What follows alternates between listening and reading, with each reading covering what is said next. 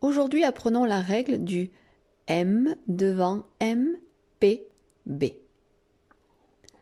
Parfois, le M remplace le N pour chanter on, en ou un. Le en EN est pareil que le en EM. Le en AN est pareil que le en AM. Le on ON, c'est pareil que le on OM.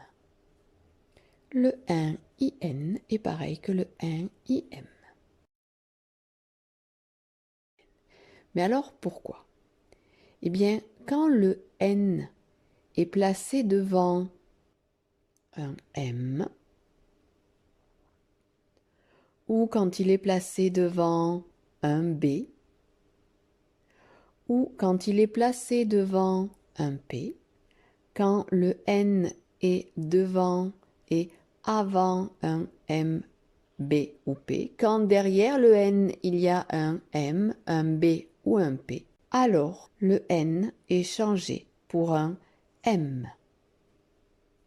Pour vous en souvenir, un petit moyen mnémotechnique que vous allez bien aimer. Pensez à un joueur de foot que vous aimez certainement, qui s'appelle Kylian Mbappé. Et dites-vous, je mets un M au lieu d'un N devant un MBP comme Mbappé. MBP comme Mbappé. Et là, vous retiendrez plus facilement la règle.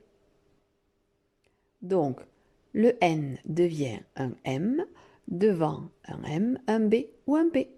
Des exemples avec d'abord le ON ON ou le ON OM. Un oncle, c'est le ON ON car il y a derrière un C. Le monde, c'est le ON ON car il y a derrière un D. Par contre, la bombe, c'est le OM car il y a derrière un B. Le pompon, c'est OM car il y a derrière un P. D'autres exemples avec le EN, EN ou EM. Étendre, EN car il y a un D après lui. Une tente, EN car il y a un T derrière lui. Par contre, il tremble, EM car il y a un B juste après. La tempête, EM car il y a un P juste après. D'autres exemples encore avec le AN ou AM. Elle chante, c'est le AN car il y a un T derrière. Une ambulance, il y a le AM puisqu'il y a un B et le AN car il y a un C.